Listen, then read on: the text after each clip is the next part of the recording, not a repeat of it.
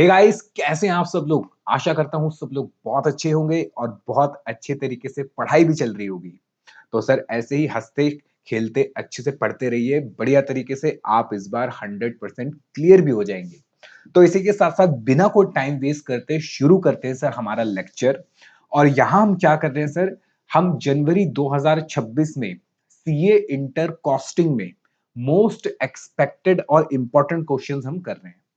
और एक रिक्वेस्ट आई थी, कहा था सर लंबी क्लास होती है, क्वेश्चन सॉल्व कराते हो, उतना समय नहीं है हमारे पास। तो मैं एक काम करूंगा, आपको जो इंपॉर्टेंट क्वेश्चंस है वो समझाऊंगा और सॉल्यूशन से ही मैं आपको करा दूंगा। तो लिखने की ज्यादा जरूरत नहीं पड़ेगी और समय बचेगा, यानी कम समय में हम ज्यादा सीख पाएंगे। क्वेश्चन नंबर 2 पढ़ रहे हैं, आइए मेरे साथ साथ। कह रहा है Z limited is working bye employing 50 skilled worker. कितने वर्कर लगा रखे हैं? 50 वर्कर लगा रखे हैं, स्किल्ड है। It is considering the introduction of N incentive scheme. कह रहा है इंसेंटिव स्कीम लेकर आएंगे और हमारे पास मतलब हमारे कोर्स में दो ही इंसेंटिव स्कीम है, एक है हालसे की और हालसे में उसने बता रखा है 50% बोनस, और दूसरी रोवान की। Of wage payment for increasing the labour productivity, ताकि लेबर की प्रोडक्टिविटी या एफिशिएंसी बढ़े, उसको हम बोनस देना चाहते हैं। To adjust with the increasing demand. Sir क्यों? क्योंकि डिमांड बढ़ रही है तो हम चाहते हैं वो ज्यादा प्रोड्यूस करे कम टाइम में। फॉर इट्स प्रोडक्ट बाय 40%, यानी उसकी डिमांड 40% से बढ़ रही है प्रोडक्ट की। The company feels that, company को ये फीलिंग आ रही है, if the proposed incentive scheme could bring up an average 20% increase over the present earning of worker, it could act as sufficient incentive to them to produce more, and the company has accordingly given assurance to the worker। Sir ये बात समझ नहीं आई? आइए एक बार फिर से पढ़ो।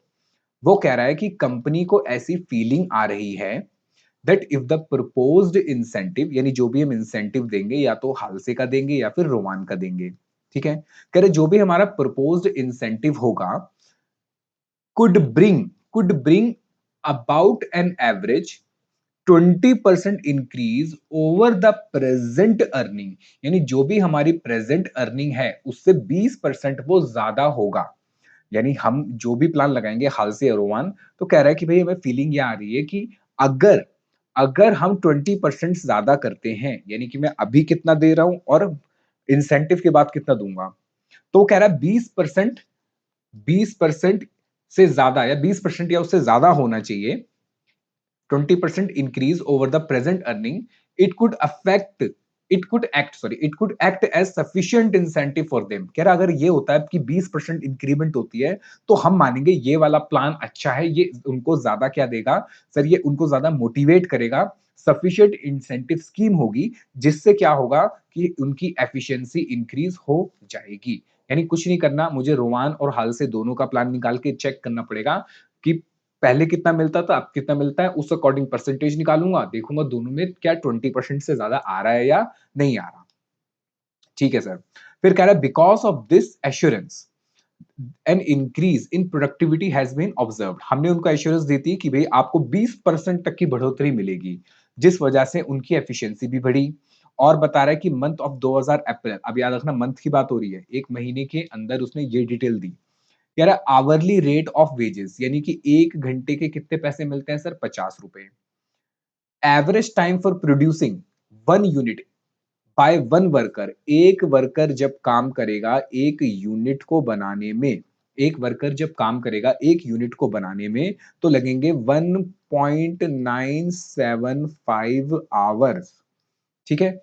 Eight the previous performance this में be taken as time allowed. कह रहा है पहले इतना टाइम लगता था, इसको हम टाइम अलाउड कह सकते हैं। टाइम अलाउड कि भाई हम इतना टाइम आपको दे रहे हैं, यानी स्टैंडर्ड टाइम हो गया आपका।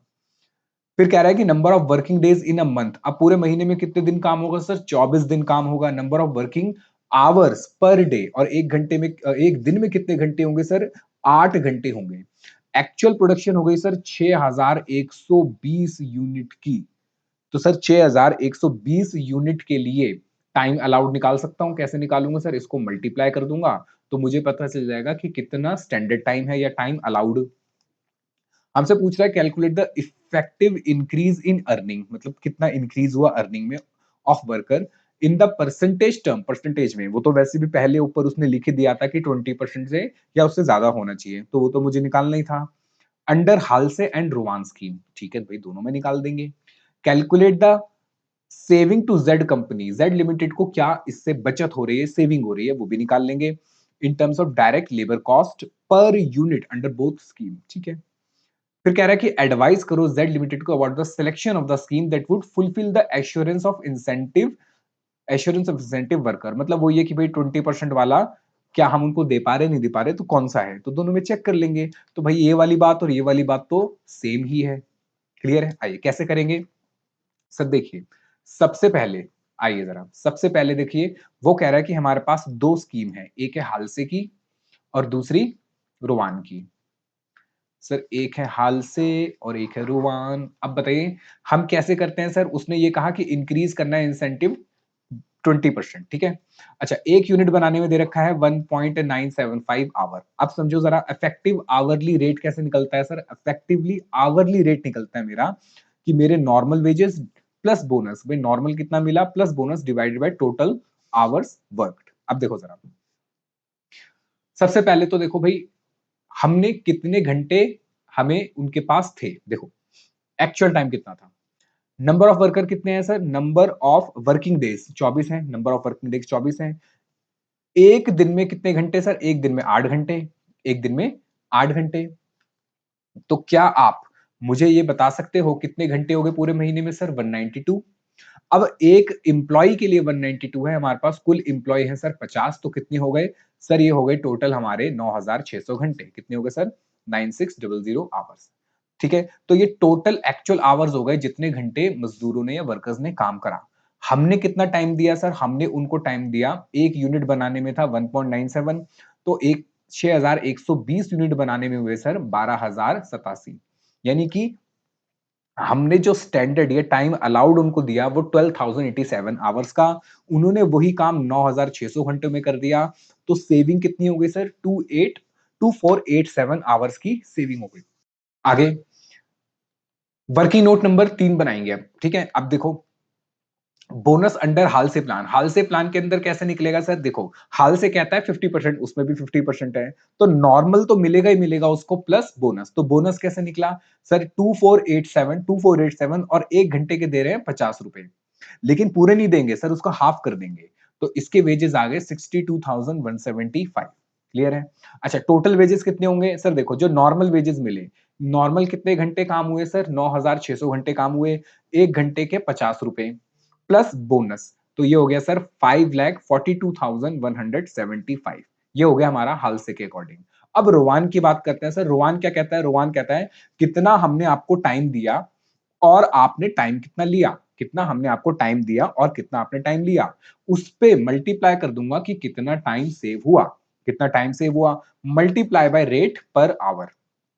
तो सर हमने टाइम दिया उसको 12,087 उसने वही काम 9,600 घंटे में कर दिया, सेविंग हुई 2487 और एक घंटे के 50 रुपए, तो उसका बोनस आ गया सर 98,764। अब टोटल वेजेस सर ये वही है, 4,80,000 कैसे आया, 9,600 घंटे इंटू 50 रुपए और 98,764 उसके वेजेस हो गए, टोटल मिला के हो गए सर 5,78,764। उसने हमसे क्वेश्चन में क्या पूछा, effective increase in earning in the worker, effective increase पूछ रहा है। तो इफेक्टिव आवरली रेट निकालना चाहो निकाल सकते हो, इफेक्टिवली इंक्रीज भी हम निकालेंगे अभी। तो हालसे के अंदर अगर मैं कहूं तो इतने पैसे मिले और हमारे घंटे यानी टोटल एक्चुअल आवर्स कितने थे 9600, तो ये पर आवर के इफेक्टिव अर्निंग आ गई, ठीक है। अब मैं ये निकाल लूंगा कि भाई कितना इसमें इंक्रीमेंट आया, कितना इसमें इंक्रीमेंट आया, समझो पहले कितने मिलते थे सर, जब ये पहले काम करते थे तो एक यूनिट के थे 50 रुपए, अब एक यूनिट के कितने हुए सर, 56 रुपए 48 पैसे, 56.48। तो कितना परसेंट इंक्रीज आया सर, इंक्रीज आएगा कि अब मिल गए हमें 56.48, पहले मिलते थे 50 रुपए, 50 रुपए से डिवाइड करके इंटू 100% आ जाएगी 12.96, ठीक है। अब बात करते हैं रोवान की, भाई रोवान में कितना आया इफेक्टिव सर, 5,78,764 है, 9,600 घंटे से डिवाइड करेंगे, एक घंटे के आगे 60.29, कितना चेंज आया सर, पहले मिलते थे 50, अब मिल रहे 60.29, डिवाइड बाय 50 इंटू 100 करूंगा तो आएगा 20.58, ये आ गया परसेंटेज इंक्रीज। आप इसको ऐसे ना करके सिंपल तरीके से भी कर सकते थे। ये जो मेथड करा मैंने, ये इंस्टीट्यूट का मेथड था, आईसीएआई ने अपने सॉल्यूशन में ऐसा कर रखा है। आप ऐसे कर सकते थे, कैसे? आप सीधा कहते देखो, पहले कितने पैसे मिल रहे थे? सर पहले मिल रहे थे हमें 4,80,000 रुपए।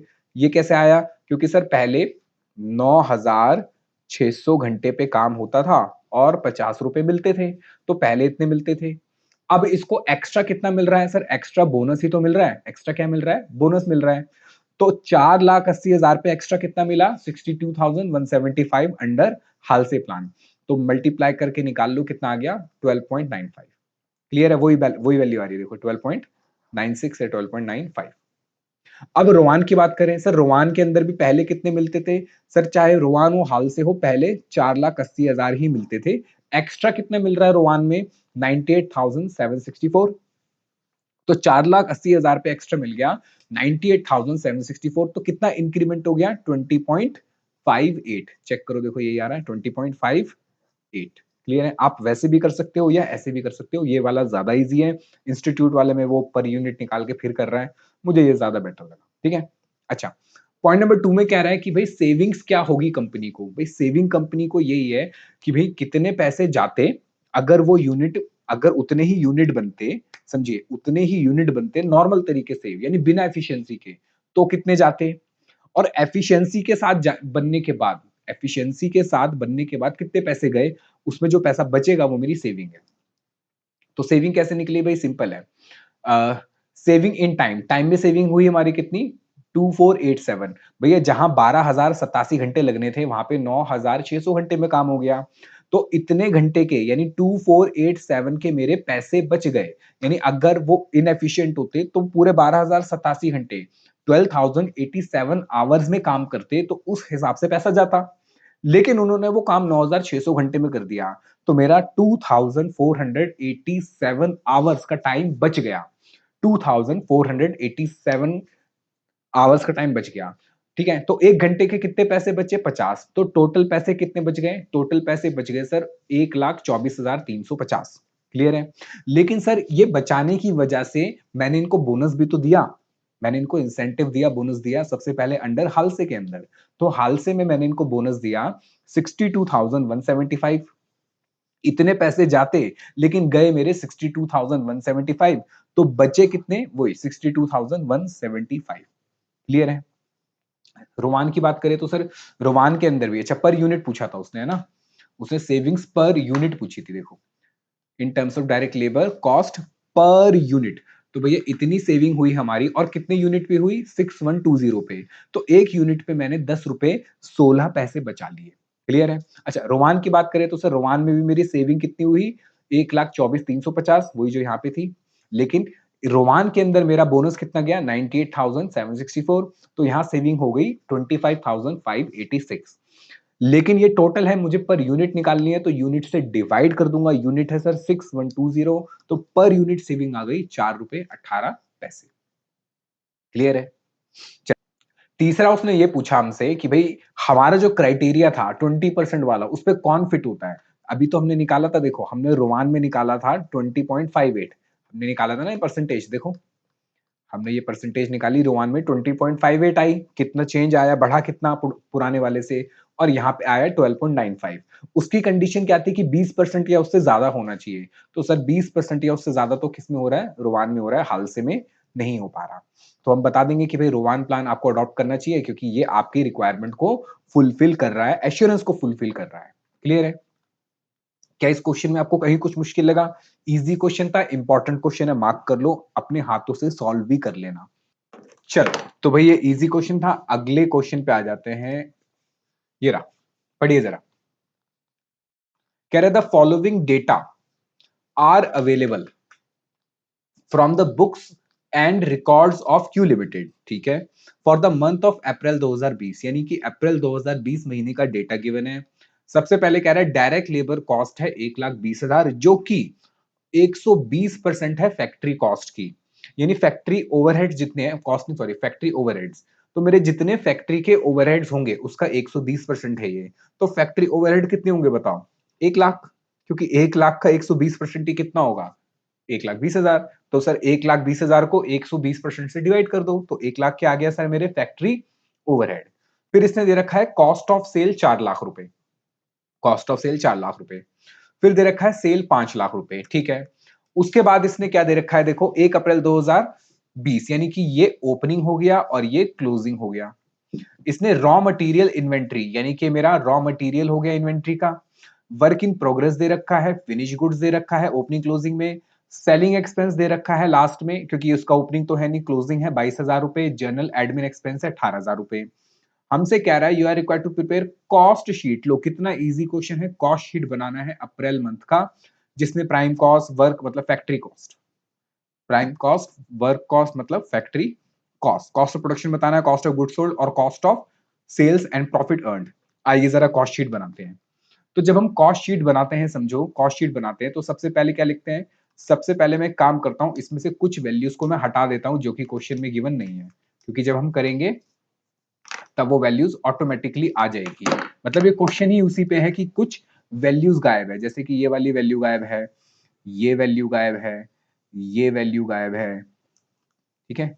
उसके अलावा ये वैल्यू भी गायब है, ये वैल्यू भी गायब है, ठीक है। आइए अब बनाते हैं कॉस्ट शीट।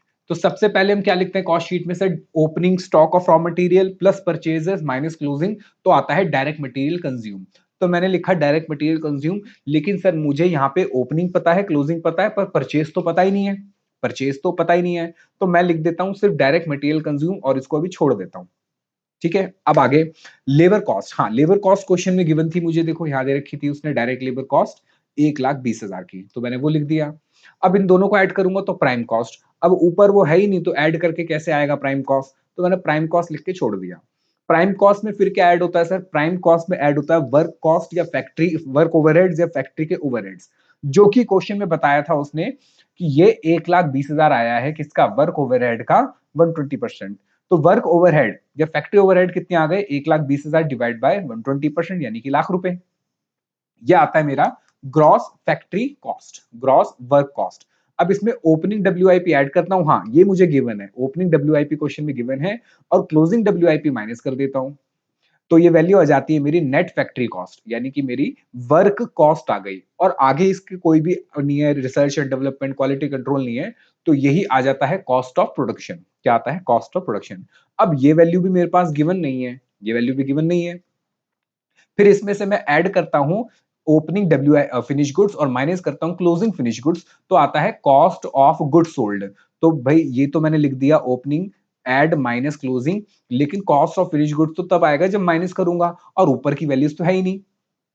फिर इसमें ऐड होता है सर जनरल एडमिन के एक्सपेंस और सेलिंग के एक्सपेंस, तो आ जाता है कॉस्ट ऑफ सेल। लेकिन अब क्वेश्चन में ध्यान रखना, आपको कॉस्ट ऑफ सेल गिवन है?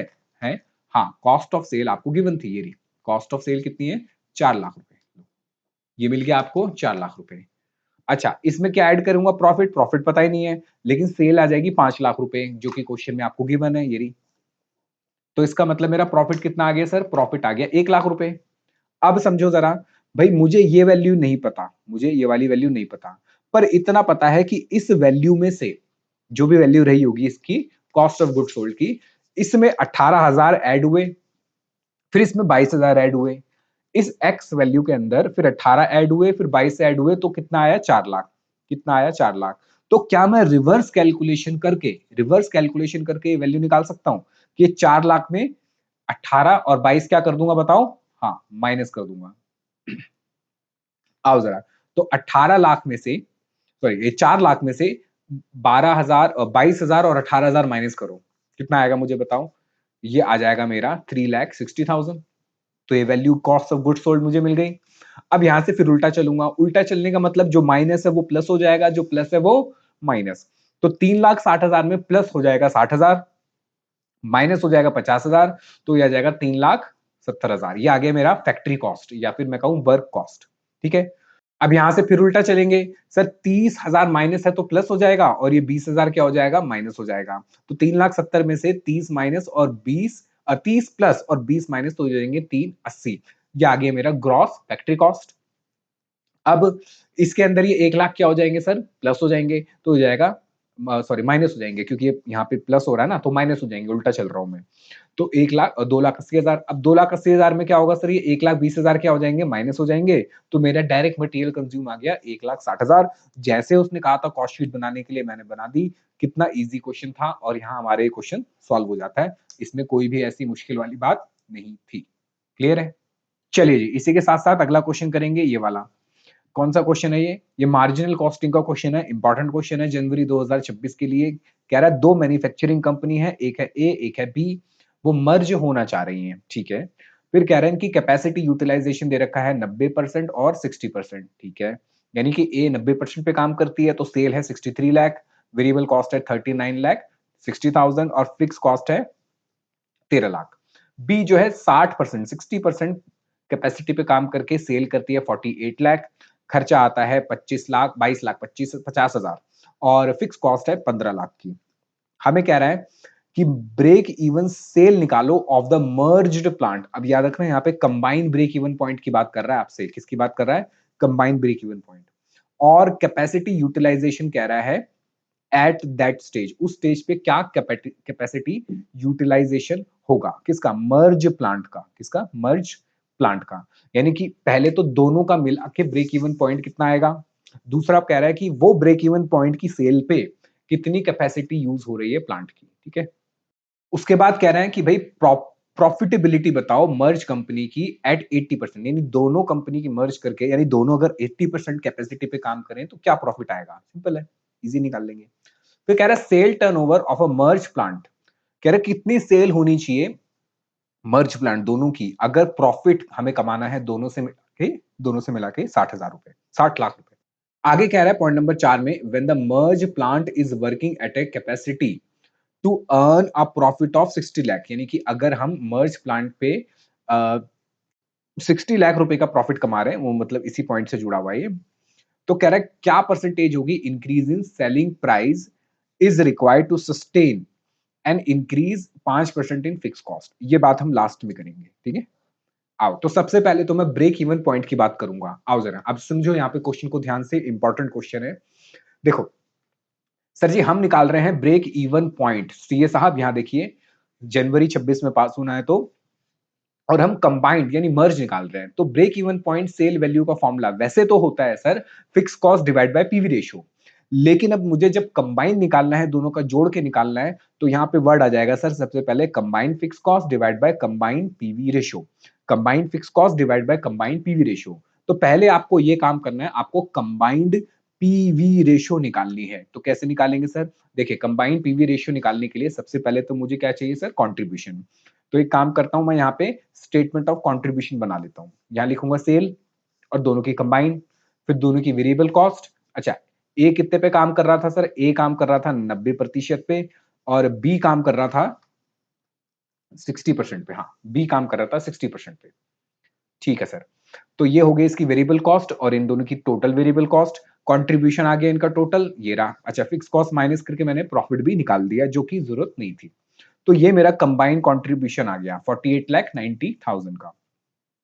अब कंबाइंड पीवी रेशियो कैसे निकलता है सर? देखियो, पीवी रेशियो का फॉर्मूला होता है contribution sale. Combined PV ratio मतलब combined contribution divide by combined sale. तो कंबाइंड कंट्रीब्यूशन कितना है मेरा? 48,90,000। और मेरी कंबाइंड सेल कितनी थी? ये रही सर 1,11,00,000 की कंबाइंड सेल थी। तो मेरा कंबाइंड पीवी आ गया सर 44.05, 44.05। क्लियर है? अब सर क्या निकालना है? अब मुझे निकालना है कंबाइंड ब्रेक इवन पॉइंट। कैसे सर? कंबाइंड फिक्स कॉस्ट कहां थी मेरी? ये रही सर। कंबाइंड फिक्स कॉस्ट हो गई sir 28 lakh divided by combined PV ratio. PV ratio ये था मेरा। तो ये मेरी क्या आ गई sir? Combined break even point. कमान क्या आ गया? Combined break even point. ठीक है? अब उसने आपसे ये पूछा ये कितने परसेंट कैपेसिटी पे काम हो रहा है? कितने परसेंट कैपेसिटी पे? तो इसके लिए देखो सबसे पहले तो मुझे 100% कैपेसिटी चाहिए। मुझे क्या चाहिए? 100% कैपेसिटी, तभी बता पाऊंगा ना कि ये कितने पे है। भाई जब तक मुझे ये नहीं पता होगा 100 कितना है, तब तक कैसे बताऊंगा इससे पहले वाला 90 है, 80 है, 50 है, कितना है? तो पहले 100% कैपेसिटी की बात करते हैं। तो 100% कैपेसिटी कैसे निकलेगी सर? ए 90% पे काम कर रहा है, 100% पे हो गया कितना? 70 लाख। बी 48 लाख 60% पे काम कर रहा है, डिवाइड कर दूंगा तो ये हो गया 80 लाख। तो मेरी टोटल मर्ज्ड कंपनी की 100% कैपेसिटी कितनी हो गई? 15 लाख। अब 15 लाख पे यानी पूरी कंपनी की 15 लाख नहीं सॉरी 1 करोड़ 50 लाख। तो 1 करोड़ 50 लाख पे मेरी अभी कितना काम हो रहा है? 63 लाख 56,413। तो ये आ गया मेरा 42.38%। ये मेरी आ गई कैपेसिटी यूटिलाइजेशन कंबाइंड। ठीक है, कैपेसिटी यूटिलाइजेशन का परसेंटेज है at break even point. Clear है? अच्छा, सेकंड उसने क्या पूछा हमसे? सर सेकंड में कह रहा है प्रॉफिटेबिलिटी बताओ अगर 80% पे काम कर रहे हैं। तो बड़ा इजी है भैया, 100% निकाल चुका हूं दोनों का 80% पे निकाल लो। अब मुझे बताइए जरा कैसे निकालेंगे हम 80% पे? मैं कहूंगा देखो सर सिंपल है, ए और बी की बात करें। कंट्रीब्यूशन तो मैंने निकाल ही लिया था, देखो कंट्रीब्यूशन तो हमने निकाल ही लिया था। कितना था सर कंट्रीब्यूशन? कंट्रीब्यूशन ये रहा सर 24,30,000। तो सर ये 24,30,000, लेकिन कितने परसेंट कैपेसिटी पे?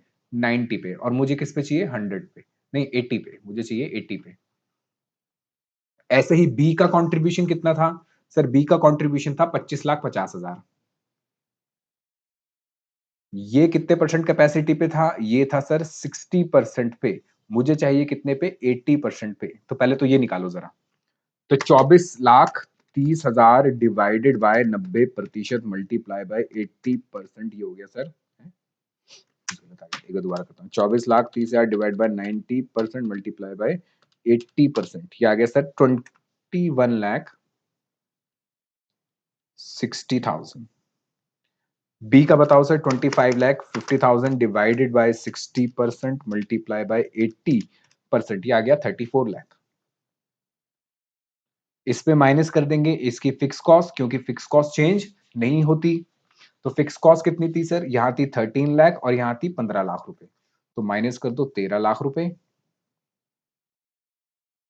और 15 लाख रुपए। तो आप मुझे इसका प्रॉफिट बता सकते हैं कितना आएगा? और उसने एक एक का नहीं पूछा, उसने मर्ज्ड कंपनी का पूछा है। तो ये हो गया सर 15, इसमें से गए तो ये तो बचेंगे 19 लाख, और ये हो गया 21,60,000 माइनस 13 लाख, 8,60,000।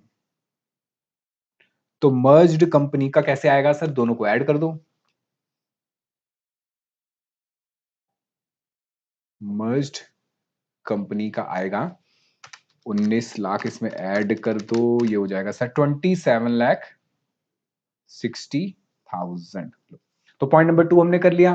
पॉइंट नंबर 3 में क्या पूछ रहा है देखिए जरा। पॉइंट नंबर 3 में हमसे कह रहा है सेल टर्नओवर बताओ। सेल टर्नओवर अगर हम कमाना चाहते हैं 60 लाख, तो क्या ये मेरा डिजायर्ड प्रॉफिट हो गया? Desired profit.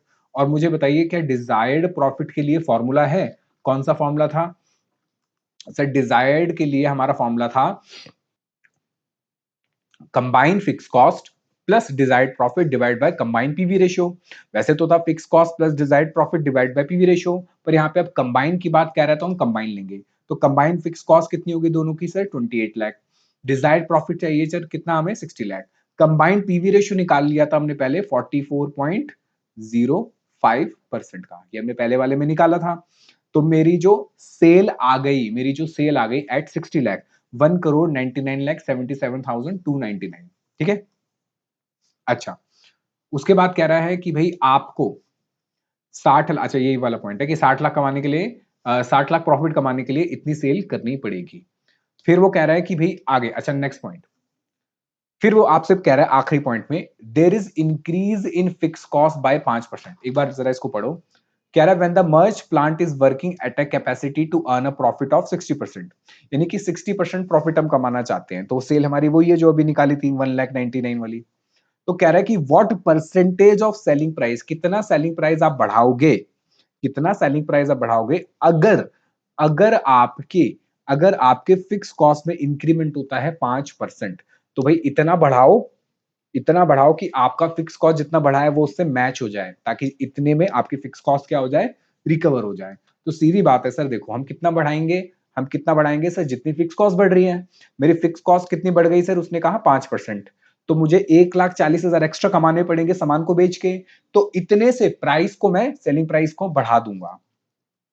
तो मैं इंक्रीज इन परसेंटेज सेल, ठीक है। अच्छा, परसेंटेज पूछिए लेकिन उसने, तो कितना परसेंट बढ़ाऊंगा? देखो सर, मेरे पास अभी सेल कितनी है? अभी सेल है मेरी 1,99,777,299। इसमें कितना परसेंट बढ़ाऊं कि ये किसके बराबर आ जाए? जितना मेरा फिक्स कॉस्ट बढ़ा है, तो वो मान लिया मैंने एक्स, तो ये यहाँ के डिवाइड हो गए इंटू 100, तो मुझे 0.701% बढ़ाना पड़ेगा अपना सेलिंग प्राइस, ताकि मैं कितना एक्स्ट्रा कमा सकूं? 1,40,000 एक्स्ट्रा कमा सकूं, जो कि इंक्रीज है फिक्स कॉस्ट का। क्लियर है? चलिए आओ जरा नेक्स्ट क्वेश्चन, इंपॉर्टेंट क्वेश्चन। कह रहा है Maurya chemical limited by a particular raw material, एक पर्टिकुलर रॉ मटेरियल खरीद रहा है, कितने रुपए का? 8 रुपए पर लीटर का, ठीक है। At the end of the processing in department 1, यानी डिपार्टमेंट 1 के अंदर इसकी प्रोसेसिंग हुई, दिस रॉ मटेरियल स्प्लिट, कह रहे ये स्प्लिट हो जाता है, इसका मतलब जॉइंट कॉस्ट वाला या जॉइंट जॉइंट प्रोडक्ट या बाय प्रोडक्ट का क्वेश्चन है हमारा। कह रहा स्प्लिट होता है 3 प्रोडक्ट में, एक्स, वाई और जेड में। अब ये नहीं बता रखा इसने अभी तक कि ये जॉइंट प्रोडक्ट है या फिर बाय प्रोडक्ट है। तो कह रहा है x is sold at the split of point, x को तो हम तभी के तभी बेच देते हैं, उसके अंदर कोई भी प्रोसेसिंग नहीं होगी। प्रोडक्ट वाई और जो जेड है, उनको आगे they are required to further processing, उनको हम फर्दर प्रोसेसिंग करेंगे और फिर उनको बेचेंगे। Product Y is processed in department 2, कह रहा वाई का जो निकलेगा उसको हम डिपार्टमेंट 2 में भेज देंगे ताकि वो आगे प्रोसेस हो, और जेड जो निकलेगा उसको हम भेज देंगे डिपार्टमेंट 3 में ताकि वो आगे प्रोसेस हो। फिर उसने आगे आपको दे रखा है कॉस्ट और समरी दे रखी है 2019-20, यानी पूरे साल भर का डेटा आपको गिवन है। डिपार्टमेंट 1, 2, 3, भाई 1 में तो तीनों ही प्रोसेस हो रहे हैं, एक्स वाई 1 में तो तीनों प्रोसेस हो रहे हैं, तो यानी कि ये तीनों मिला के मेरी आ गई जॉइंट कॉस्ट, क्योंकि डिपार्टमेंट 1 में तो पूरा मेरा रॉ मटेरियल लग रहा है, उसके बाद जाके स्प्लिट हो रहे हैं एक्स वाई जेड में। फिर एक्स और जा रहा है कहां पे सर? एक्स जा रहा है 4 लाख डिपार्टमेंट 2 में, तो ये एक्स की कॉस्ट हो गई, सॉरी एक्स की नहीं, ये वाई की कॉस्ट हो गई, क्योंकि एक्स तो तभी के तभी बिक जाएगा, ये वाई की कॉस्ट हो गई। ये भी वाई की कॉस्ट हो गई, क्यों? क्योंकि वो डिपार्टमेंट 2 में है। फिर जेड जा रहा है डिपार्टमेंट 3 में, तो ये और ये डिपार्टमेंट जेड की कॉस्ट हो गई, ये डिपार्टमेंट 3 जो है जेड की कॉस्ट होगी। फिर कह रहा है कि जो एक्स बना मेरा वो 10,000 लीटर बना, वाई 15,000 लीटर बना, जेड 22,500 लीटर बना। क्लोजिंग इन्वेंट्री दे रखा देखो एक्स की और जेड की, इससे क्या मिलेगा सर? इससे ये पता चलेगा कि कितनी मैंने बेची है। ओपनिंग है नहीं, प्लस प्रोडक्शन करी, प्रोडक्शन करी माइनस क्लोजिंग, तो बाकी क्या बचा सर? बाकी कहां गया सर? बाकी हमारा सेल हो गया। तो ये सेल निकालने के लिए मुझे ओपनिंग और क्लोजिंग गिवन है, ओपनिंग तो नहीं है खैर, क्लोजिंग गिवन है। सेलिंग प्राइस दे रखा है 30 रुपए, 64 रुपए और 50 रुपए।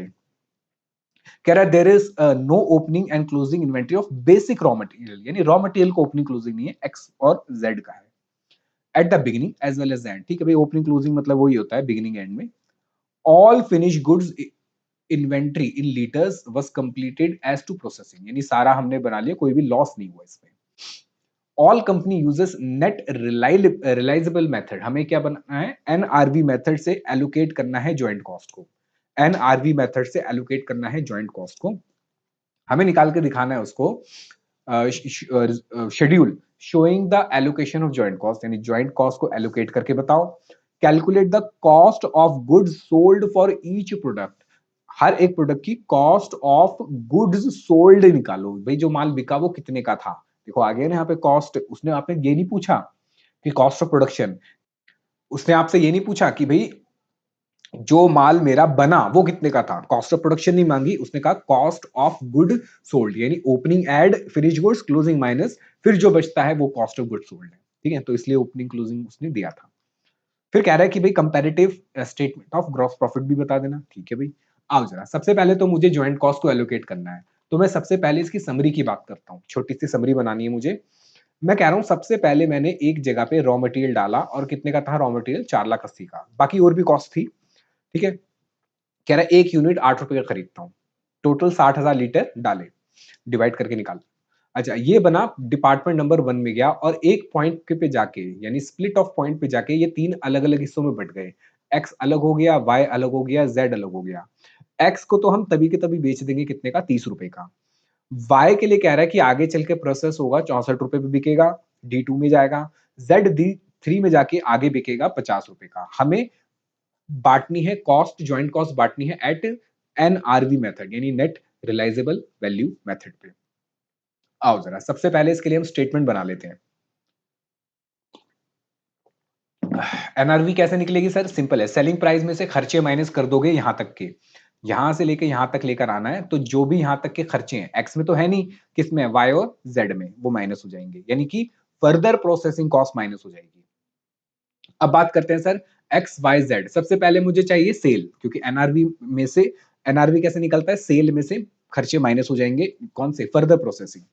तो एक्स जो है 15,000 यूनिट है, कहां लिखा है सर? ये ना देखो, एक्स जो है कितने यूनिट बने मेरे, एक्स कितने यूनिट बने मेरे, देखो सर, मेरे सेल तो 10,000 हुई और बाकी बचे 5,000, सेल हुई 10,000 बाकी बचे 5,000, और ओपनिंग है नहीं, ओपनिंग है नहीं, तो इसका मतलब ये टोटल मिला के बने कितने होंगे सर? 15,000 ही बने होंगे। भाई सिंपल बात है ना भाई, मैं कह रहा हूं मेरे 10 बिक गए, 5 बच गए, तो बनाए कितने होंगे? 15 बनाए होंगे। तो यहां पे कितना आ गया सर? 15,000। और एक कितने का बिकेगा? 30 रुपए का, कितने हो गए सर? 4.5 लाख। वाई की बात करते हैं, वाई कितने बने सर? वाई बिके 15,000, पर वाई का कुछ बचा ही नहीं, यानी जितने बने सारे के सारे बिक गए, और एक कितने का बिका? 64 का।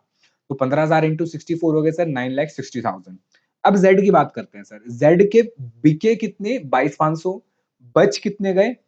7,500, तो बने कितने होंगे सर? टोटल 30,000 बने होंगे। तो 30,000 इंटू 50 कितने हो गए सर? 15 लाख रुपए। अब इसमें माइनस क्या होगा सर? फर्दर प्रोसेसिंग कॉस्ट, और फर्दर प्रोसेसिंग खाली वाई और जेड में हुई है, इसमें कोई फर्दर प्रोसेसिंग नहीं हुई, तो ये ही इसका एनआरवी आ गया एक्स का। तो अब एक्स की वाई की बात करते हैं, वाई में क्या क्या बना? देखो वाई में ये दोनों लगे, कितने? 450 और 210, तो 450 प्लस 210 कितने हो गए? 660। जेड कहां पे गया? डिपार्टमेंट 3 में, इसमें ये दोनों कॉस्ट लगी, इन दोनों को ऐड कर दो, कितना हो गया? 11 लाख।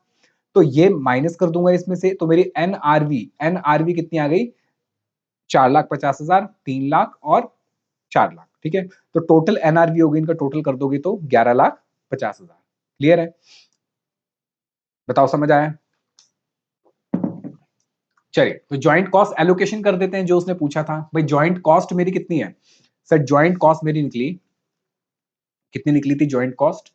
ज्वाइंट कॉस्ट अगर मैं इनको ऐड करूं, इन सब तीनों को ऐड कर दो, कितना हो गया सर? 4,80,000, 70,000 और 48,000। ज्वाइंट कॉस्ट आ गई सर 5,98,000। और किस रेशियो में बटेगी सर? जो अभी निकाली थी हमने, तो 5,98,000 डिवाइड बाय साढ़े, multiply by 4.5 lakh divide by 11 lakh. ये कहां से आया सर? ये रहा, ये था ना हमारा 4.5 लाख, 3 लाख और 4 लाख, इसकी रेशियो में हम बांट देंगे। तो ये देखो, ये मैंने इसकी रेशियो में इसको बांट दिया, ये सब इनकी आ गई ज्वाइंट कॉस्ट, ये सब इनकी आ गई ज्वाइंट कॉस्ट। क्लियर है? पॉइंट नंबर 2 में क्या पूछ रहा है वो? कह रहे calculate the cost of each product, her product की कॉस्ट निकालनी है, cost of good sold not production. आइए जरा बनाते हैं statement of cost of goods sold, किसके लिए सर? एक्स वाई और जेड के लिए। सबसे पहले क्या आएगा सर? सबसे पहले इनकी ज्वाइंट कॉस्ट आएगी, क्योंकि कॉस्ट जोड़नी है ना मुझे। फिर एडिशनल कॉस्ट इनकी लगी डिपार्टमेंट 2 और डिपार्टमेंट 3 की। ये इनकी टोटल कॉस्ट आ गई, पर ये है कॉस्ट ऑफ गुड्स प्रोड्यूस, बने इतने, पर बिके कितने सर? बिके हमारे जो, उसमें से जो क्लोजिंग वैल्यू है, क्लोजिंग इन्वेंट्री की वैल्यू माइनस कर दूंगा। अब क्लोजिंग इन्वेंट्री की वैल्यू कैसे निकाली मैंने?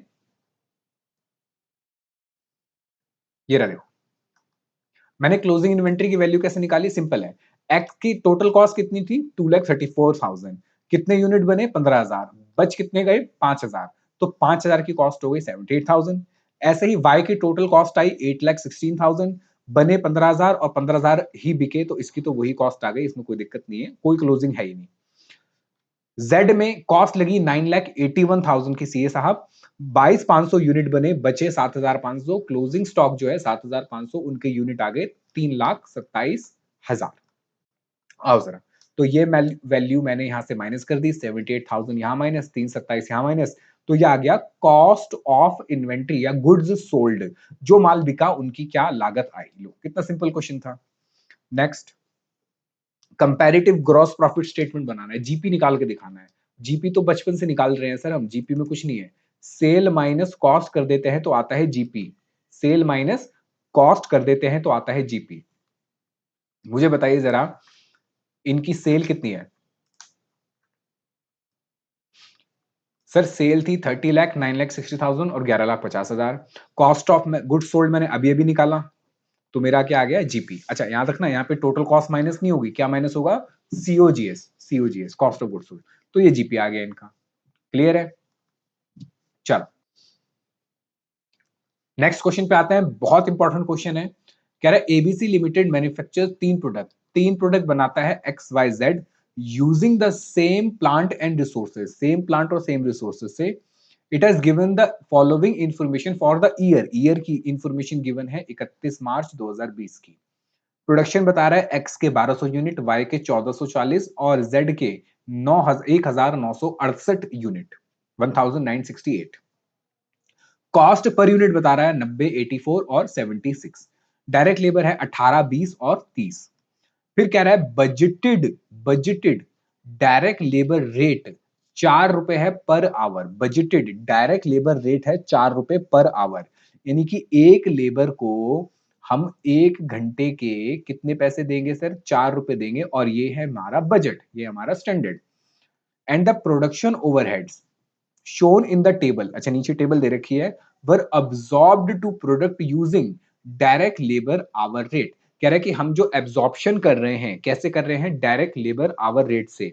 कैसे होता था सर, सिंपल है, मेरे जितने भी टोटल बजटेड ओवरहेड होते थे उनको मैं डिवाइड कर देता था टोटल बजटेड किससे, लेबर आवर से, क्योंकि लेबर आवर के अकॉर्डिंग क्या हो रहा है सर, ये एब्जॉर्प्शन हो रहा है। इससे एक रेट निकलता था, उस रेट को मैं एक्चुअल आवर से मल्टीप्लाई करके रिकवर्ड निकाल लेता था। ठीक है। कह रहा following company followed absorption costing, कह रहा है अभी तो वो एब्जॉर्प्शन कॉस्टिंग लगा के चल रही है। However the company is now considering adopting activity based costing, यानी कह रहा है कि आगे चल के कंपनी एबीसी लगाना चाहती है। यहाँ पे देखो उसने आपको ओवरहेड्स की डिटेल दे रखी है, और यहाँ पे कॉस्ट ड्राइवर रिमार्क ओवरहेड्स है, ये वाला सेटअप क्वालिटी कंट्रोल मेंटेनेंस, ये सब उसने आपको दिया हुआ है। सबसे पहले कह रहा है calculate the total cost per unit की कॉस्ट निकालनी है हर एक प्रोडक्ट की एक्स वाई जेड की। सबसे पहले कह रहा है एब्जॉर्प्शन मेथड निकालो। तो मैं एक काम करता हूं, मैं पहले वाले मेथड की बात करता हूं एब्जॉर्प्शन की, इसको मैं बाद में लिखूंगा पढ़ूंगा। वैसे दूसरे वाले में कुछ नहीं है, वही कह रहा है, बस कह रहा है अगले वाले में एबीसी लगा देना। तो पहले एब्जॉर्प्शन की बात करते हैं। एब्जॉर्प्शन वाला कितना सिंपल मेथड है, मुझे कॉस्ट निकालनी है। कैसे निकलती है सर कॉस्ट, बहुत सिंपल है। सर देखो पर यूनिट निकालनी है, तो statement of cost per unit, absorption method है एक्स वाई और जेड। मुझे बताइए जरा एक्स में कितना है, पर यूनिट गिवन है यहाँ पे 90, 84 और 176, ये गिवन था। लेबर पर यूनिट भी गिवन है 18, 20, 30, तो ये आ गई मेरी प्राइम कॉस्ट कितनी, 108 रुपए, 104 और 206। अब अगर मैं इसके अंदर overhead cost per unit add कर दूं, ये मुझे भी गिवन नहीं है, overhead cost per unit add कर दूं, तो मेरी टोटल कॉस्ट पर यूनिट आ जाएगी, टोटल कॉस्ट पर यूनिट आ जाएगी। ठीक है, आइए सीए साहब। तो पहला मेथड है sir absorption method. Absorption method में कैसे करते हैं सर, एब्जॉर्प्शन मेथड बिल्कुल इजी है। वो कहता है टोटल खर्चे डिवाइडेड बाय बजटेड आवर्स, यानी टोटल बजटेड खर्चे divide by total budgeted hours. आओ जरा टोटल बजटेड खर्चे पहले देखता हूं कितने हैं, इन सबको ऐड कर लो, 50 और ये हो गए 90, 28240 प्लस 1,28,000, टोटल आ गया सर 2,46,240। इसको डिवाइड करना है मुझे किससे, इसको डिवाइड करना है आवर से। आवर से कैसे निकालेंगे सर, बड़ा सिंपल है। देखो जरा, सबसे पहले मैंने 3 प्रोडक्ट बना रहा हूं, वो कह रहा था कि एक को बनाने के लिए हम 4 रुपए देते हैं, एक को बनाने के लिए 4 रुपए देते हैं। तो 4 रुपए देते हैं 1 घंटे के। अब समझो जरा, एक्स के लिए मैंने कितने दिए, 18 रुपए। तो एक्स के अगर 18 रुपए दिए मैंने 4 रुपए के हिसाब से, एक्स के 18 रुपए दिए 4 रुपए के हिसाब से, तो एक्स में कितने घंटे लगे होंगे सर, सिंपल है, डिवाइड कर दो, सिंपल है, डिवाइड कर दो, 18 डिवाइड बाय 4 कितना घंटे लगे, 4.5 घंटे। तो 4.5 घंटे लगे एक यूनिट में। मुझे कितने यूनिट के लिए चाहिए, 1200 के लिए, तो 1200 से मल्टीप्लाई कर दिया। सर ये 18 कहां लिखा है, ये लिखा ना, देखो कि लेबर के कितने पैसे दे रहे हो, 18 रुपए, ये रहा 18 रुपए। और 1 घंटे के कितने दे रहे हो, यहां पे इसने शुरू में लिखा था कि सर हम 1 घंटे के कितने पैसे दे रहे हैं, यहां लिखा था 4 रुपए। तो 18 रुपए दे रहे हो टोटल, 4 4 रुपए के हिसाब से, तो कितने घंटे के पैसे दिए, 4.5 घंटे के। एक यूनिट के 4.5 घंटे, तो मल्टीप्लाई कर दो 1200, 1200 से तो आ गए 5400 घंटे। ऐसे ही y के लिए मैं कितने पैसे दे रहा हूँ, 20 रुपए, और 4-4 रुपए के हिसाब से दे रहा हूँ, तो y के कितने घंटे काम हुए होंगे? 5 घंटे काम हुए होंगे, तभी तो 20 रुपए बने। 1 यूनिट के 5 घंटे, तो 1440 यूनिट के 7200। सेम z में 30 रुपए दे रहा हूँ, 4 रुपए के हिसाब से हुए, कितने घंटे हो गए सर ये? ये हो गए आपके 7.5 घंटे। हाँ, इंटू 1968, तो टोटल आ गया सर 14,760 घंटे। टोटल कर दिया तो इतने आवर्स मेरे आ गए। टोटल आवर्स कितने आ गए? 27,360। अब क्या निकालना है? मुझे निकालना है रेट। कैसे निकालूंगा सर? खर्चा डिवाइड बाय आवर्स। तो रेट आ गया मेरा 9 रुपए पर आवर। याद रखना, ये पर यूनिट नहीं है, ये पर आवर है। कम ऑन, ये क्या है? Per hour. ठीक है, तो पर यूनिट आपको निकालना पड़ेगा। कैसे निकालेंगे सर? वही 9 रुपए पर आवर, 9 रुपए पर आवर। ठीक है, ये क्या है? ये लेबर नहीं है, ये मेरे ओवरहेड है। ओवरहेड का खर्चा कितना आया? 9 रुपए 1 घंटे। तो एक्स को बनाने में कितने घंटे लगे थे सर? वही 4.5 घंटे। तो 4.5 इंटू 9 कितना हो गया? 40 रुपए 50 पैसे। वाई को बनाने में कितने घंटे लगे थे? वही सर 5 घंटे। 5 घंटे 9 रुपए के हिसाब से हो गए 45। और जेड के लिए बात करूं तो वही 30 डिवाइड बाय 4, यह आ जाएगा 7.5 आवर्स, और 9 रुपए के हिसाब से हो गए 67.5। तो ये मुझे पर यूनिट अब मिल गया। तो पर यूनिट में यहां पे वैल्यू पुट कर दूंगा, तो मेरा आंसर आ जाएगा ये 40 रुपए 50 पैसे, ये 45 रुपए, ये 67.5। तो मेरी कॉस्ट पर यूनिट आ जाएगी कितनी? 148.5, 149 और 273.50। तो पहला वाला पार्ट तो सुपर्ब इजी था, बहुत ही इजी, फ्री के नंबर। अब अगला वाला पार्ट एबीसी कॉस्टिंग, उससे भी ज्यादा इजी, लेकिन ये थोड़ी सी आपसे मेहनत करवाता है। मुश्किल नहीं है, लेकिन थोड़ा सा ध्यान से करना। यहां इधर उधर वर्ड हुए, नंबर्स हुए, आंसर गलत हो जाएगा भाई। है बहुत इजी। चलिए आओ जरा इसका अगला पार्ट पढ़ें। क्या कह रहा है पॉइंट पार्ट नंबर 2 में? इसमें कह रहा है एक्टिविटी बेस्ड कॉस्टिंग से करो। अब एक्टिविटी बेस्ड कॉस्टिंग कुछ नहीं होता भाई, जो ओवरहेड्स हैं उनके लिए उसने अलग अलग एक्टिविटी, या मैं कहूं रेशो दे रखी है, या मैं कहूं एक अमाउंट, या अमाउंट तो नहीं, मैं आपको कहूं कि उसका कॉस्ट ड्राइवर बता रखा है, तो उस हिसाब से रेशो निकाल लो और बांट दो। आओ जरा देखो कैसे करेंगे। सबसे पहले तो हम बनाएंगे सर वैसे ही statement, statement of cost per unit. अच्छा, प्राइम कॉस्ट में निकाल चुका था पहले ही, तो मैं सीधा कहां से शुरू करूंगा? प्राइम कॉस्ट से। मटेरियल लेबर ऐड नहीं करूंगा, सीधा प्राइम कॉस्ट। अब इसमें ऐड क्या करना है सर? ओवरहेड ऐड करने हैं, लेकिन इस बार ओवरहेड पर यूनिट। इस बार ओवरहेड पर यूनिट निकालने हैं हमें according to the activity based costing. तो इसके लिए हम बनाएंगे वर्किंग नोट नंबर 2। कैसे बनाएंगे sir? Statement of overhead using ABC. मैंने लिखा यहाँ सबसे पहले पर्टिकुलर, यहाँ बेसिस, फिर एक्स वाई जेड। तो पहला खर्चा देखें जरा क्या है सर हमारा? सबसे पहला खर्चा है हमारा ओवरहेड का मटेरियल प्रोक्यूरमेंट, जो कि कितना है? 50,000 का। इसको बांटना कैसे है सर? इसको बांटना है नंबर ऑफ ऑर्डर्स में, नंबर ऑफ ऑर्डर में। और यहां पे बता रखा है कि नंबर ऑफ ऑर्डर 25 होंगे, 25 होंगे यूनिट फॉर ईच प्रोडक्ट। तो मुझे हर एक प्रोडक्ट के लिए पहले नंबर ऑफ ऑर्डर निकालना पड़ेगा, फिर उसकी रेशियो निकाल लूंगा। कैसे निकालूंगा देखो जरा। भैया मेरे पास एक्स में कितने यूनिट है? 1200, वाई में 1440 और जेड में 1960। और कह रहा है मेरा लॉट साइज, यानी ऑर्डर लॉट साइज 25-25 यूनिट का है। तो 25-25 यूनिट से मैं क्या कर दूंगा डिवाइड, तो मुझे नंबर ऑफ ऑर्डर मिल जाएगा। टोटल आ गया 185। ये मुझे क्या मिल गई सर? इसकी रेशो मिल गई 48, 58 और 79। तो मैं इस 50,000 को किस रेशियो में बांट दूंगा? 48, 58 और 79। ये लो, ये मैंने इसमें बांट दिया। अगला क्या है सर? सर अगला कह रहा है सेटअप। तो सेटअप के लिए कह रहा है नंबर ऑफ प्रोडक्शन रन, यानी जितनी बार हमारा मशीन जो रन करेगी एक्स वाई जेड को बनाने के लिए। कह रहा है all the three products are produce in a production run of 48 unit, यानी कि एक बार जब मशीन चलती है तो एक्स वाई और जेड इन तीनों के कितने यूनिट बनते हैं? 48। तो सिंपल है, डिवाइड करके मैं ये निकाल लूंगा कितनी बार मशीन रन या मैंने चलाई। तो सीधा यहाँ पे मैंने कर रखा है, देखिए कि एक्स के 1200 यूनिट है, 48 यूनिट के हिसाब से बन रहा है एक रन में। तो कितने रन होंगे, यानी कितनी बार मशीन चलेगी? 25। ऐसे ही इसके यहाँ पे 48, ये हो गया 30, यहाँ डिवाइड करा 48, ये हो गया 41। तो रेशियो आ गई 25, 30 और 41 की। तो देखिए जरा मैंने क्या किया यहाँ पे। देखिए सीए साहब, मैंने अब सेटअप कॉस्ट को बांट दिया 25, 30 और 41 की रेशियो में, 41 की रेशियो में। ये देखो ये बट गया और ये वैल्यू यहाँ पे इसकी आ गई। क्लियर है? अगला क्या है देखो जरा। अगला कह रहा है क्वालिटी कंट्रोल। कह रहा है quality control number of inspection में, यानी कि done for each production run. कह रहा है वैसे तो number of in product inspection में होगा, लेकिन मेरी जो इंस्पेक्शन है वो हर एक प्रोडक्ट रन, यानी जब भी मैं मशीन चालू करता हूं तो क्या होता है, इंस्पेक्शन। तो इसका मतलब मेरा इंस्पेक्शन जो है वो किसके बराबर हो गया, जितनी बार मैं मशीन चला रहा हूं, क्योंकि जितनी बार चलाऊंगा उतनी बार इंस्पेक्शन होगा। और ये रेशियो तो अभी निकाल ही चुका था मैं, देखो 25 30 और 41, 25 30 41, ये मैंने इस रेशियो में इसको बांट दिया। नेक्स्ट पढ़ो जरा, नेक्स्ट तो कितना इजी है, 1,28,000 मेंटेनेंस, और कह रहा है मेंटेनेंस आवर्स में बटेगा। मेंटेनेंस आवर कह रहा है 6,400 है, और ये हमने बांट रखे हैं एक्स वाई जेड को 1:1:2 में। लो, इसने आपको पहले ही बता दिया कि एक्स वाई जेड को मैंने किस रेशियो में बांटा है, आवर्स को 1:1:2। तो इस 1,28,000 को मैं इसी 1:1:2 में बांट दूंगा। तो मेंटेनेंस बांट दूंगा 1:1:2 में, ये आ गया 32, 32 और 64। तो ये टोटल मेरी इनकी कॉस्ट आ गई, पर मुझे चाहिए पर यूनिट, यूनिट से डिवाइड कर दूंगा तो ये पर यूनिट कॉस्ट आ गई। अब ये पर यूनिट कॉस्ट आप यहाँ पे ऐड कर दोगे तो आपको क्या मिल जाएगा, total cost per unit under activity based cost. ठीक है, क्लियर है। चलिए, एक और बहुत ही ज्यादा इंपॉर्टेंट क्वेश्चन, और ये स्टैंडर्ड कॉस्टिंग का क्वेश्चन है जो ज्यादातर बच्चे छोड़ के चले जाते हैं।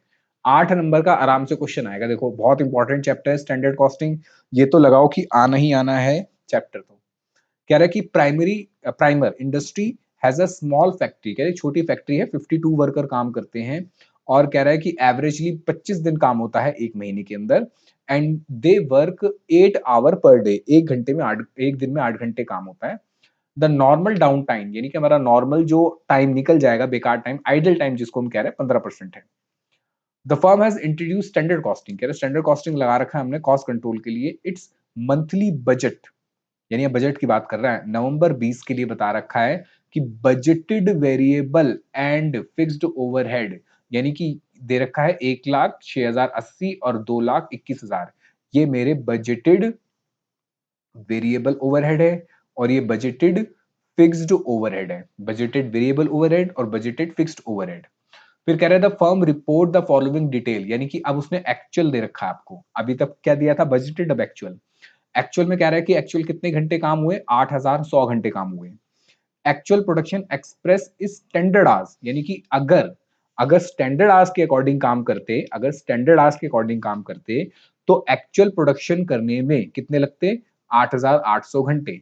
तो ये हो गया सर मेरा standard hours for actual output, standard hours for actual output.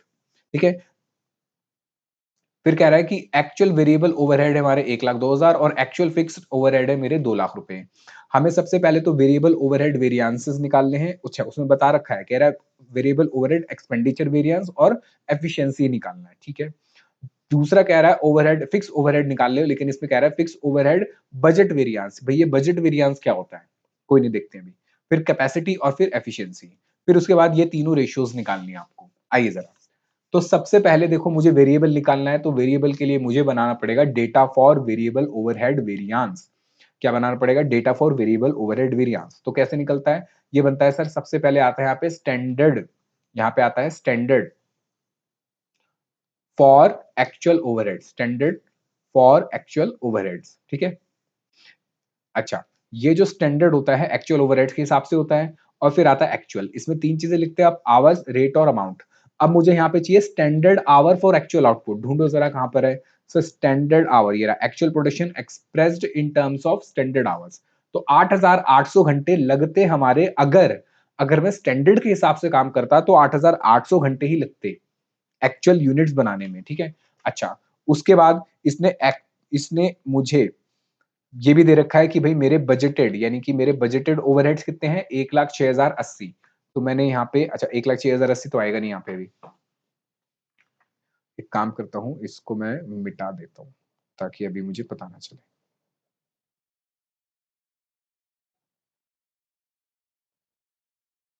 ठीक है, चल, तो मैंने क्या करा सर, सबसे पहले मैंने 8,100 लिख दिए। अच्छा, अब मुझे यहाँ चाहिए रेट, रेट मुझे पता नहीं है, मुझे ये भी नहीं पता कि खर्चा कितना हुआ है। सर पता तो है खर्चा, देखो उसने यहाँ दे रखा है कि बजटेड वेरिएबल ओवरहेड 1,06,080 है। याद रखना, आपके बजटेड 1,06,080 है, लेकिन मैं बात कर रहा हूं स्टैंडर्ड फॉर एक्चुअल आउटपुट, ये और ये दोनों अलग-अलग होते हैं, ये दोनों अलग-अलग होते हैं। बजटेड का मतलब मैंने सोचा था, समझो मैंने सोचा था 100 यूनिट बनाऊँगा, पर एक्चुअल में बन गए 120 यूनिट। तो मैं ये कहता हूँ कि भई मेरे स्टैंडर्ड के हिसाब से तो 100 यूनिट बनने चाहिए थे, पर बने 120। तो अगर मैं शुरू में ही 120 सोचता तो कितना खर्चा होता? मतलब मेरा बजट के अकॉर्डिंग एक्चुअल आउटपुट पे क्या है? तो ये नहीं लेना मुझे यहाँ पे, क्लियर है? अच्छा, उसके बाद सर उसके बाद मैं बात करता हूँ एक्चुअल। एक्चुअल आवर्स कितने हैं? क्या क्वेश्चन में गिवन है? हाँ सर, एक्चुअल आवर्स हैं 8100। लो, तो ये वैल्यू मैंने पुट कर दी यहाँ पे 8100। क्या मुझे एक्चुअल का रेट पता है? नहीं सर, रेट नहीं पता, लेकिन एक्चुअल ओवरहेड पता है कितने के हैं? 2 लाख के। तो क्या आप रेट निकाल सकते हो? बिल्कुल सर, 1 लाख 2 लाख था, कितना था? ये तो फिक्स्ड है सर, वेरिएबल है 1 लाख 2000, मैंने फिक्स कह दिया, वेरिएबल है 1 लाख 2000। तो कितना हो गया मुझे बताओ? क्या आप रेट निकाल सकते हो? सर बिल्कुल सी 1 लाख 2000 को डिवाइड कर दूंगा तो ये आ जाएगा 12.59259। पॉइंट के बाद कम से कम 4 डिजिट जरूर लेने हैं, ठीक है? अब मुझे अगर ये पता चल जाए तो मेरा काम हो जाए।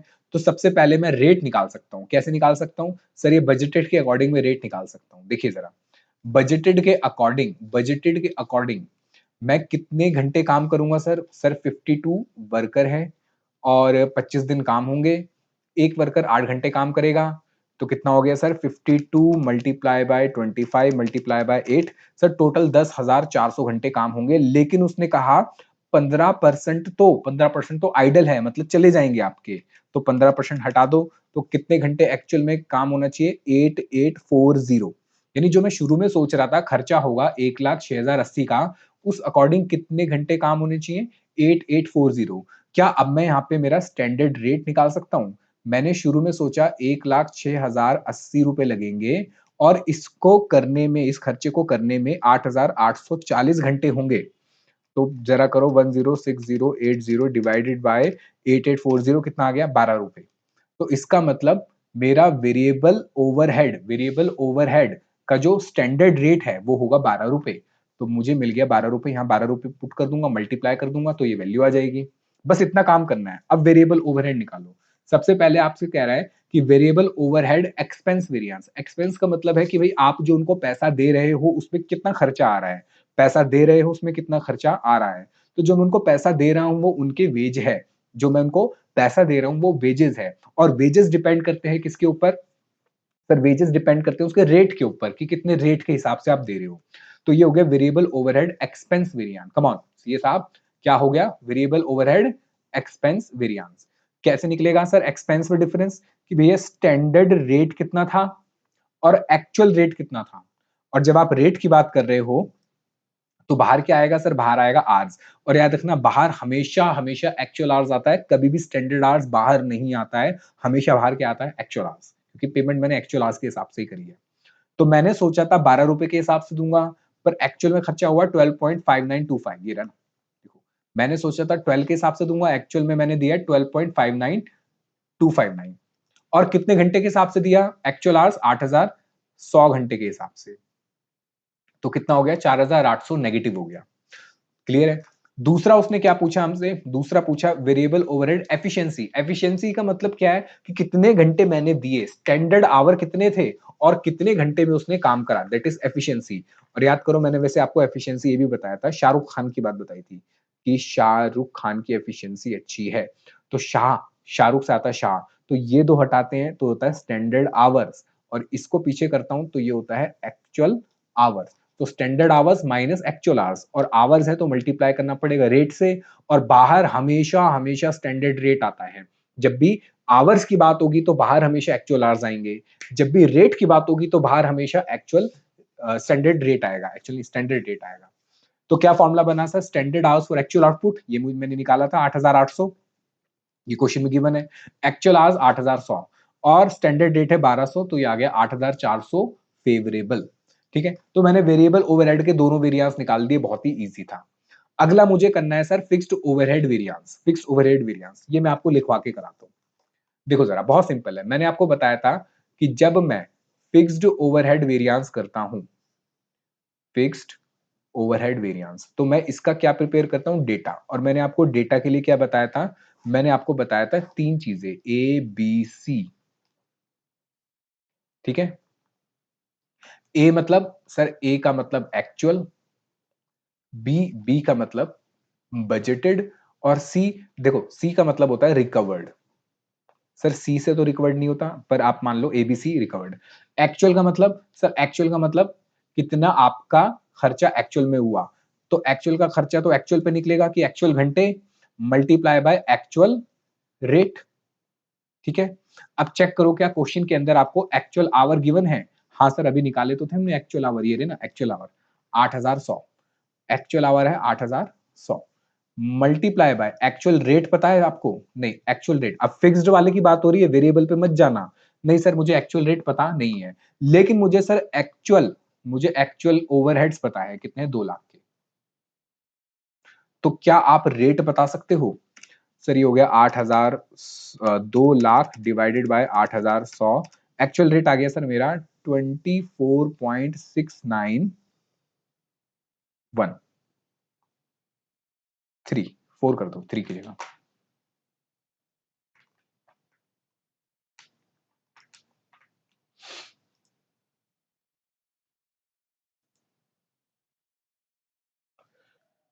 अब बात करते हैं बजटेड। बजटेड कैसे निकलेगा? सर देखिए, बजटेड का मतलब होता है बजटेड आवर्स मल्टीप्लाई रेट। अच्छा सर, बजटेड निकालने के लिए बजटेड रेट, और बजटेड रेट होता है मेरा स्टैंडर्ड रेट। अच्छा सर, स्टैंडर्ड रेट तो अभी निकाला दोबारा। भाई साहब, सीए साहब, वो वेरिएबल का था, आप फिक्स की बात कर रहे हैं। अच्छा, तो मुझे बताओ जरा, क्या बजटेड आवर्स मुझे पता है बजटेड आवर्स? हाँ सर, अभी तो निकाले थे, ये रहे 8860, ये रहे 8840, सॉरी 8840। क्या आपको स्टैंडर्ड रेट पता है? नहीं सर, लेकिन मुझे बजटेड खर्चा पता है। 1060, नहीं ये नहीं था, ये तो वेरिएबल का था, ये रहा 2,21,000। फिर गलती कर दी, देखो मैंने गलती कर दी कि ये मैंने वेरिएबल का लिख दिया, जबकि यहाँ पे क्या आना है, फिक्स्ड वाले का। और फिक्स्ड वाले का कितना है? 2,21,000। अब आप रेट निकाल सकते हो, बिल्कुल सर रेट निकल जाएगा। 2,21,000 डिवाइड बाय 8,840, तो रेट आ गया सर 25 रुपए पर आवर। अब रिकवर्ड की बात करता है। रिकवर्ड का मतलब होता है सर इन दोनों का मिक्सचर, एक्चुअल और बजटेड का मिक्सचर अगर मैं करूं तो क्या आएगा, रिकवर्ड। यानी कि यहां पर आते हैं सर स्टैंडर्ड आवर्स, यहां पे बजटेड नहीं आते, यहां पे एक्चुअल नहीं आते, यहां पे आते हैं standard hours. Multiply by rate हमेशा कौन सा होगा सर, यहां पे रिकवर्ड के लिए स्टैंडर्ड रेट। कौन सा? Standard rate. अब मुझे बताइए जरा, यहां पे स्टैंडर्ड आवर्स, स्टैंडर्ड आवर्स कितने हैं? हाँ, क्वेश्चन में स्टैंडर्ड आवर गिवन थे, ये रे। सर लेकिन ये तो वेरिएबल के थे। देखो, आवर्स जो है ना वो दोनों के लिए हैं, वो वेरिएबल के लिए भी है, फिक्स के लिए भी है, क्योंकि आवर्स तो भाई दोनों के लिए सेम ही रहेंगे ना। तो कितना हो गया सर, ये 8,800 घंटे। और एक घंटे के अभी मैंने स्टैंडर्ड रेट यहां निकाल ही लिया था, ये रहा 25 रुपए। तो कितना हो गया, मल्टीप्लाई कर दो, ये हो गया सर 2,20,000। ठीक है। अब फिक्स ओवरहेड के लिए मैंने आपको कहानी बताई थी, तो कहानी सिंपल थी, एक बार फटाफट से आपको याद करा देता हूं। क्योंकि सर देखो, मुझे नहीं पता ये क्या पूछ रहा है, मुझे बस कहानी पता है, मैं कहानी के अकॉर्डिंग करूंगा। कहानी में क्या था सर, कहानी में 2 दोस्त थे। एक दोस्त वो है जो आप सीए कर रहे हो, तो आप कह रहे हो कि सर सीए करने में कॉस्ट बहुत लगती है। ठीक है। फिर आपका दूसरा दोस्त वो कह रहा है सीए की जगह एक काम कर, तू बीए कर ले। तो बीए करने में ज्यादा एक्सपेंस नहीं आता है, क्योंकि सीए में ज्यादा कॉस्ट लगती है। तो पहले कॉस्ट आया, फिर एक्सपेंस। फिर मैंने आपको बताया था कि फिर आप दोनों मिलके जाते हो और एक टीवी लेकर आते हो जिसकी वॉल्यूम बहुत तेज है। और ये कौन सी कंपनी का है? ये सीबी कंपनी का है। कौन सी कंपनी का है? सीबी कंपनी का। ठीक है, ये सीबी वर्ड याद रखना है। तो यहां से 3 मेरे वेरिएंस बने। एक बना सबसे पहले कॉस्ट वेरिएंस, ये कैसे आया, सी माइनस ए। दूसरा बना सर मेरा एक्सपेंस वेरिएंस, ये कैसे आया, बी ए। बी ए मतलब बी माइनस ए। फिर कौन सा टीवी लेकर आए सर? अब हम टीवी लेकर आए सीबी का टीवी लेकर आए। ठीक है। और इसकी वॉल्यूम तेज थी, मतलब वॉल्यूम वेरिएंस आ गया सी माइनस बी। तो ये जो मैंने आपको लिखवाया था यहाँ पे ए बी सी, इससे आप कर सकते हो कि सबसे पहले ए माइनस सी करोगे तो कौन सा आ जाएगा सर, कॉस्ट वेरिएंस। फिर बी माइनस ए करोगे तो आ जाएगा आपका कौन सा, एक्सपेंस वेरिएंस। फिर सी माइनस बी करोगे तो आ जाएगा आपका वॉल्यूम वेरिएंस। ठीक है। फिर मैंने कहा था कि आप दोनों मिलके आगे चलते हो, आपको शूटिंग देखने को मिलती है, और शूटिंग में 2 कलाकार आपको देखने को मिलते हैं। एक है अमिताभ बच्चन, जो कि इतना बुड्ढा होके भी काम कर रहा है, ठीक है? और दूसरा शाहरुख खान, और शाहरुख खान से तो आपको पता ही है SHAH। और मैंने आपको बताया था अमिताभ बच्चन की कैपेसिटी बहुत अच्छी है क्योंकि इतना बूढ़ा होके भी काम कर रहा है, और शाहरुख खान की एफिशिएंसी बहुत अच्छी है, लोग बहुत इसको पसंद करते हैं। वर्सेटाइल रोल ये करता है, ठीक है? बताओ क्लियर है? तो इससे बन गया सर मेरा कैपेसिटी और इससे बन गया एफिशिएंसी। आओ ज़रा, क्या पूछा है क्वेश्चन में उसने हमसे? सर उसने सबसे पहले पूछा है फिक्स्ड ओवरहेड बजट वेरिएंस। तो ये बजट वेरिएंस कौन-सा होगा? देखो, बजट वेरिएंस वो होगा जिसमें शुरू में बजट आ रहा है। तो शुरू में बजट किसमें आ रहा है? बी, यानी कि ये कौन-सा पूछ रहा है आपसे? Expense variance. तो एक्सपेंस वेरिएंस कैसे निकलेगा? बी माइनस ए। आओ, तो सर फिक्स्ड ओवरहेड वेरिएंस की अगर हम बात करें, तो इसने कौन-सा पूछा मेरे से? Fixed overhead budget variance. ये लो, मैंने यहां करा हुआ है। फिक्स्ड ओवरहेड बजट वेरिएंस, तो बी माइनस ए हुआ। अब बजटेड कितना आया था सर? देखिए, बजटेड मेरा था ये रहा 2,21,000, 2,21,000, ठीक है? और इसमें से माइनस कर देंगे 2 लाख, तो क्या आ जाएगा सर? 2,21,000 माइनस 2 लाख, तो ये फेवरेबल आ रहा है, 21,000 रुपए आ गया फेवरेबल, ठीक है? फिर उसने अगला क्या पूछा हमसे? अगला पूछा सर उसने हमसे कैपेसिटी। तो मैंने अभी बताया आपको कि सर कॉस्ट हो गया, एक्सपेंस हो गया, वॉल्यूम हो गया। उसके बाद हम आगे गए तो शूटिंग में अमिताभ बच्चन मिला जिसकी कैपेसिटी अच्छी है। तो ए बी से आया, ए से आया एक्चुअल आवर्स माइनस बी से आया बजटेड आवर्स। ये 3 अलग हैं, याद रखना ये 3 अलग हैं, ये वाले, ये 3 अलग हैं। ये तो ए, बी, बी, सी, सी ये चल रहे हैं, पर ये वाले जो 2 हैं ये अलग हैं। ये पर्टिकुलरली माइनस करके होगा, मतलब ब्रैकेट लगा के मल्टीप्लाई करके। मतलब सर, मतलब A B, Amitabh Bachchan A B, A से हुआ एक्चुअल आवर्स, बी से हुआ बजटेड आवर्स, और अगर आवर्स अंदर है तो बाहर रेट होगा। और मैंने आपको बताया रेट हमेशा हमेशा बाहर कौन सा आता है? Standard rate. तो ये आपका फॉर्मूला बन गया। लो, तो ये हो गया sir actual hours minus budgeted hours. अच्छा, एक्चुअल आवर्स मैं निकाल ही चुका था, कहां पे है सर? चेक कर लो, ये रहा एक्चुअल आवर्स, ये रहा 8,100, और बजटेड आवर्स है सर 8,840। तो ये हो गया 8,100 माइनस 8,840। स्टैंडर्ड रेट 25 रुपए है, तो ये फेवरेबल एडवर्स आ गया 18,500। उसके बाद इसने कौन सा पूछा सर? एफिशिएंसी। अभी बताया मैंने आपको, यहाँ पे भी ये रहा एफिशिएंसी वाले में। किसकी एफिशिएंसी अच्छी है? शाहरुख खान की। तो शाह एस एच यानी स्टैंडर्ड आवर्स, और ए एच एक्चुअल आवर्स, और आवर्स अंदर है तो बाहर रेट, और रेट हमेशा बाहर कौन सा आता है सर? स्टैंडर्ड। तो क्या फॉर्मूला बना sir? Standard hours minus actual hours into standard rate. Standard hours मैंने निकाले थे 8,100, एक्चुअल आवर्स 8,100 इनटू 25, ये आ गया 17,500। हो गया। अब उसने तीसरा आपसे रेशियो पूछा है। रेशियो देखो कितना इजी बात है। कैपेसिटी किसकी पूछ रहा है? कैपेसिटी। भाई कैपेसिटी ये वाला था। बताओ कैपेसिटी क्या था? अमिताभ बच्चन, यानी actual hours minus budgeted hours. बस डिवाइड कर देना है इस बार आपको, माइनस ना करने की जगह क्या कर देना है? डिवाइड। यानी आपको डिवाइड कर देना है actual hour divided by budgeted hour. A B, किसकी कैपेसिटी अच्छी है? अमिताभ बच्चन की। Actual hour divide by budgeted hour into 100। Actual hours कितने थे सर? ये रहा एक्चुअल आवर्स मेरे थे 8,100, बजटेड आवर्स 8,840 मल्टीप्लाई बाय 100, ये आ गया 91.63। फिर दूसरा कह रहा है कैपेसिटी, सॉरी एफिशिएंसी। एफिशिएंसी में क्या आता था? शाहरुख खान। तो अब यहाँ पे डिवाइड कर देना माइनस की जगह, यानी स्टैंडर्ड आवर्स माइनस और divided by actual hours into 100। देखो जरा स्टैंडर्ड आवर्स, ये रहा standard our divide by actual hours. Standard है सर 8,800 और ये 8,100 इनटू 100। तीसरा पूछ रहा है एक्टिविटी। एक्टिविटी होता है इन दोनों को मल्टीप्लाई करके, तो दोनों को मल्टीप्लाई कर दो, एक्टिविटी आ जाएगा। कैपेसिटी मल्टीप्लाई बाय एफिशिएंसी आता है मेरा एक्टिविटी। कैपेसिटी क्या था? Actual hours divide by budgeted hours. Efficiency क्या था? Standard divide by actual our. तो ये कट गया, क्या बचा? Standard divided by budgeted. तो ये आ गया मेरा 8,800 डिवाइड बाय 8,840, ये आ गया सर 99.15। लो भाई, आज की क्लास के जितने इंपॉर्टेंट क्वेश्चंस थे मैंने आपको सारे फटाफट से रिवाइज करा दिए। होप सो आपको बहुत अच्छा लगा होगा। तो आप ज्यादा टाइम वेस्ट मत करिए, अपनी पढ़ाई करिए। इसका लिंक मैंने आपको नीचे दे ही रखा है क्वेश्चन पेपर का, वहां से उसको निकालिए। और इन क्वेश्चंस को हाथों से सॉल्व करना बहुत जरूरी है, ठीक है? चलिए, तो इतना आप करिए, मिलता हूं आपसे अगले लेक्चर में। तब तक के लिए खुश रहिए, पढ़ते रहिए और ऐसे ही लाइफ को एंजॉय करिए। और इस बार जरूर पास होना है, ठीक है? चलिए, ओके, बाय।